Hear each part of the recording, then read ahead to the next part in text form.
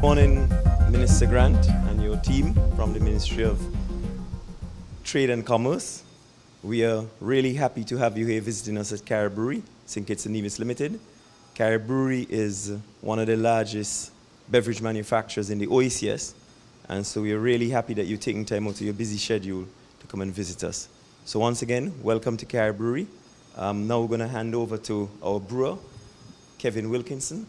Good morning, Mr. Grant and your team. It's a pleasure to have you here today with us. What I'm going to do today is give you a small snapshot of the process here at Carib Brewery. I'm going to be looking mostly at the brewing process and take you right to the end of the packaging process. Thank you, Mr. Wilkin.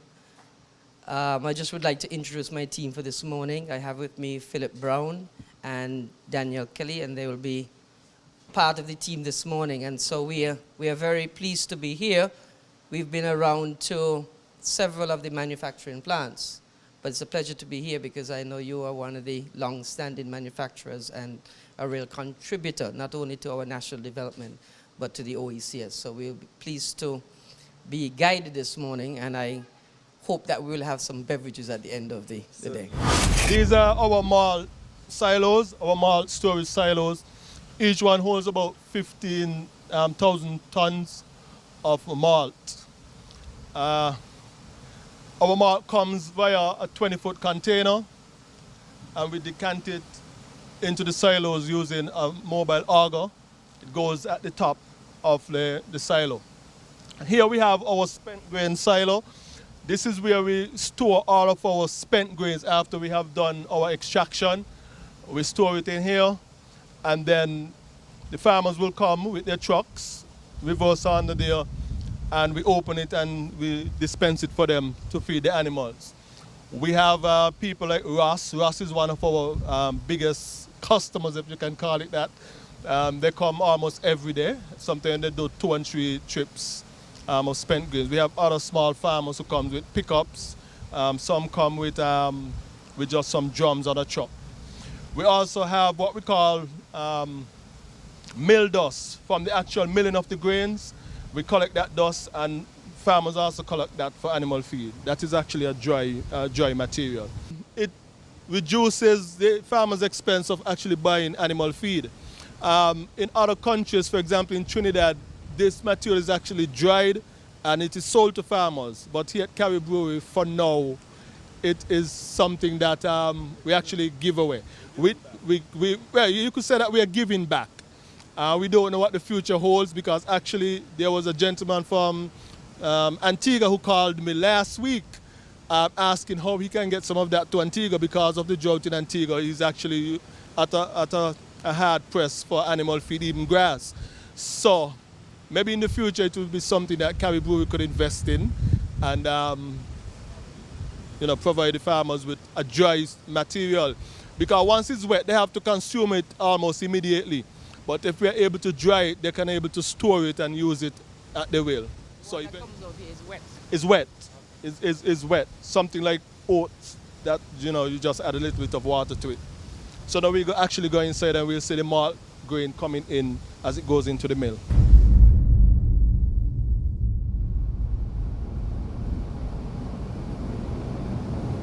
Okay, this is what the malt actually looks like. This is barley that went through what you call a malting process. What happens is that the grains were actually allowed to germinate, where you had a shoot and you had a root.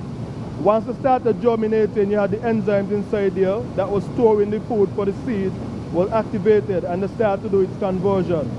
And then it was actually heated to stop the growing process.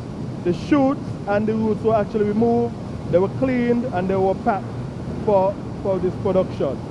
You have different varieties of malt, different colors. Depends on what we're doing, we have different malt. We have chocolate malt, we have crystal malt, we have black malt, we have Munich malt. But this is the main Pils malt that is used for all of the brands. So even the Vita malt that use mostly Munich malt, we also use this as a base malt. So this is our main raw material. Each brand has its own recipe. Right? That was built over the years. Some brand we actually doing them on a license like Guinness and Vita malt. So they will stipulate what quantity. But all of the other brews, the base malt is that Pilsner malt. So from here, the malt actually goes up to the top of the mill. This mill is one of the original piece of equipment from when the brewery was started back in 1961. Everything else was upgraded in 1998. The brew house is now automated. The only part of the brewing system that is manual still is actually the milling system. After the grains are milled from the grist case, in the control room you choose whatever recipe you want, you download it and you start it.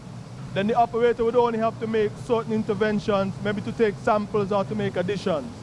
So for example, once you want to do Carib, the operator will mill the correct quantity of malt. It goes into the grist case, then he goes to the control room, he downloads Carib recipe, starts it, and then it runs. As Kevin intimated, this is one of the older pieces of equipment at the brewery. And we're hoping this year that this mill, the silos, the whole malt handling process will be replaced. It will cost us about $2 million. Morning, how are you doing? You on a field trip today? Yeah. Okay, you know where you are? Carib Brewery. Okay, great. And what school are you from? ICCS. ICCS, great. Well, have a wonderful day, okay? Okay. All right, what class are you in? Grade 4. Grade 4. Okay, great. This is the control room. Everything after milling is actually controlled here. We have different pages. This is the MCV, mash conversion vessel. That is this first vessel here. Then we have the Larterton, which is the second vessel here. And then we have the kettle, which is the last vessel on the end. Like I said, in the mash conversion vessel, this is where we add our grains and water, and then we would have our mash conversion taking place. These numbers would change depending on which brand. We're actually in the lautering process or the filtration stage, where we're actually taking out the liquid from the mixture of grains and water. What we're doing now, we are transferring it to the kettle for boiling. This is the flow rate that we actually have now. We are running at 37 hectoliters per hour. We have actually collected 26.9 hectoliters. Today we are doing skull, so we should be collecting about 82.9 hectoliters. 82.9 hectoliters, and we're going to collect it here into the kettle. Right now you see here that the actual temperature in the kettle itself is 70.1. We're actually at 18%. Once we have completed the filtration stage, we have all the water here in the kettle, then we will start our boiling. The boiling doesn't actually take place in the kettle. It takes place here in what you call the external wort boiler. As the wort goes into the external wort boiler, we have steam being injected here, and then the wort actually comes back out at the top here. So the wort is actually boiled little by little over a 75-minute period. Something clear look like beer, that's the actual wort that is filtered. The filtration process is very, very efficient. So we have the hot wort, and it's sweet also. And then you place it into the kettle, and then we do our boiling. This sugar comes from, it depends, we actually get some coming from Colombia, some coming from Guatemala. I think this one actually comes from Colombia, UK, but because of different in prices and so on, we actually, right. And there are different grades of sugar. You have what you call Coca-Cola grade sugar and non-Coca-Cola grade sugar. It all depends on what you're using it for. If you're using it for a product where color doesn't really matter, you can use a different grade. So this is what we use for now. Our wort cooler. What we have happening here would be the hot wort coming in one direction, the water passing in the opposite direction. The hot wort would come from this way, go through here. The water would come from the chill water tank, go through here. They're not mixing. One is on the outside, one is on the inside, and there is what you call a heat transfer. The wort gets cold and the water gets hot. The wort goes down to the fermenter and the hot water goes back to the hot water tank. What we use to cool this water now is glycol. Glycol is actually methanol that we use at about 30%, and we use ammonia to actually cool down that glycol, and then we use the glycol to cool the water. That minimizes the possibility of having contamination from the cooling medium to the water itself. So what you have is just water. So if there's any problem, you would have normal drinking water mixing with the product rather than having the glycol or the ammonia mixing with the product. So this is a very efficient and safe process. Carib Brewery is actually HACCP certified.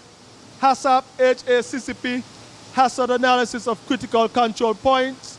And Carib Brewery is a HACCP certified company. That means that we are able to send our product almost any place because we have that assurance that our product is safe to the consumers. Here we have our beer filter. This is our beer filter, a plate and frame filter. It has two sections. It has what you call a rough filtration section and a polishing section. Now in the rough filtration section, what actually happens is that you have all of the yeast, all of the coagulated protein, all of the starch that might be inside the beer still being removed here at the rough filtration stage. So let's say making the beer, how long is it from start to finish? Well, the brewing process to brew from the brew house to send it down to the fermenter is about 6 hours. Then if you're talking about Carib, fermentation is about 8 days. Then you have storage, which is about another 10 days, and then you have the filtration. So let's say in about 24 days from start brewing until we bottle it. For something like giant malt, vita malt, smalter, you brew today and you actually filter tomorrow because there is no fermentation. For Mackerson, fermentation is much shorter. It's about 3 days. Storage is about 5 days. For Guinness, the same thing. For Royal. For the Caribbean, that's the longest period. Well, actually, Skull is the longest period.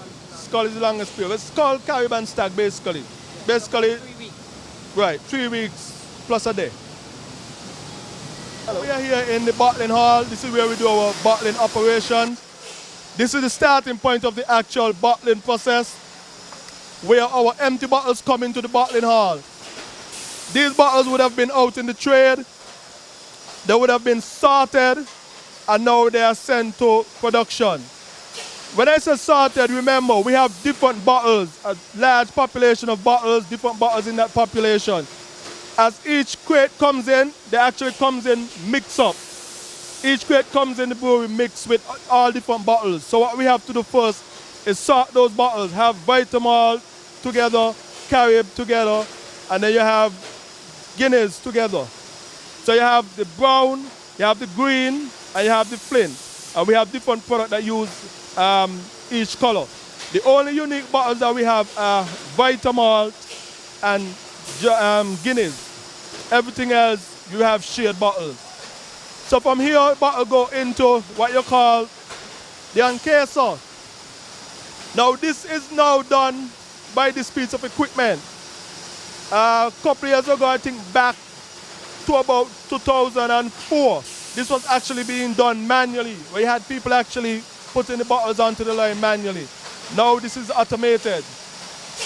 As each bottle each crate pass down, you have this equipment taking out two cases of bottle at a time. They go onto the line.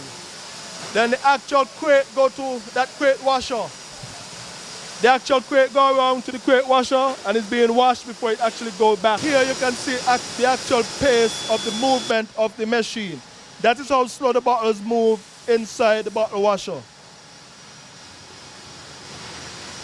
Okay? Here is where the labels are actually removed from the bottle washer. Now the bottle washer operates using caustic solution, sodium hydroxide at different temperature. We have to ensure that the labels are actually removed at the appropriate stage in the washer. Labels have to be removed between the label extractor. If the labels are removed after the label extractor, that label will not be able to be removed from the washer itself. And you would have bottles coming up with labels stuck on them still. So once the labels are removed somewhere around here, they would come out at this extractor here. Here are the clean bottles now. They were washed, they were rinsed, and now they're ready to be filled with product But before they are filled, they would actually be inspected by the electronic eye, empty bottle inspector. Those flashing lights are actually photographs being taken of each bottle. Each bottle, as it passes, a photograph is taken. It is compared to what the system has in memory. Any bottle that does not add up, it is rejected. That bottle was rejected for whatever reason. You can actually go back on the system and see where it was rejected, what it was rejected for. Now there are a number of reasons why a bottle would be rejected. You might have the head of the bottle being cracked. You could see this is badly scuffed. There are times where you would have something in the bottom of the bottle. There are times where you might have something stuck on this side here. Even this would cause a rejection. And there are times where you would have even a small imperfection here at the mouth of the bottle. But because of our slowest piece of equipment, which is the labeler, we only run it at about 250 bottles per minute. So each bottle passes, it goes into the bottle filler, the product is filled, then as its way out, it is jetted, and then they are crowned almost instantly. This is the crown hopper, and then from there, the crown go up via a magnetic strip, and they go over into the crown hopper. If you realize, now you see the vitamin actually look foamy at the top. When they are filled, there is solid, there is no foam. But that foam is because it was jetted with water for it to actually fob up to push out whatever air is in the head of the bottle. Here, the vitamin is actually cold, about 3 degrees centigrade. Then it's gonna go to the pasteurizer. Very cold when you come out here then. Very, very cold. Very cold. You wanna try a cold one? A different product. Minister Grant, it's been a pleasure having you touring Carib Brewery with us today. Certain that having toured the brewery, you'll have a better understanding of our processes. So when we need to meet to discuss the furthering development of the brewery, I'm sure your understanding of the process will be better and our discussions will be much more fruitful. So thank you again for taking time to visit us at Carib Brewery. Well, Mr. Wilkin, let me thank you for the opportunity for visiting the brewery, which is a long-standing manufacturer in St. Kitts and Nevis. And as I said before, to the total development of the OECS, you're one of the big manufacturers, so we are grateful to be here.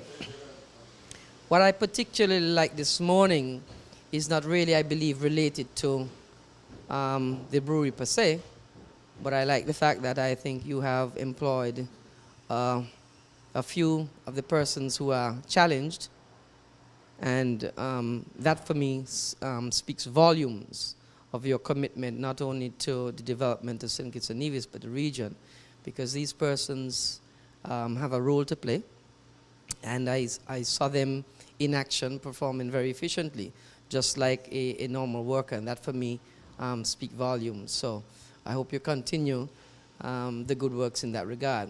And to say also that I think you have about 130 persons employed, which is significant. And you didn't tell me, but I believe in terms of your whole development, I believe you're a plant that has, I believe, more than $50 million put down here in terms of development.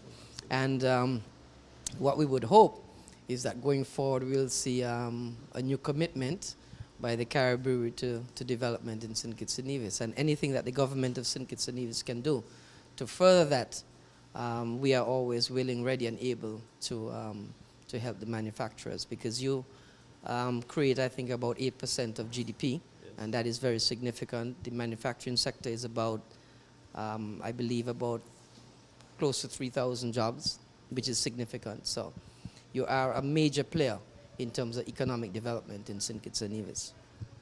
So thank you.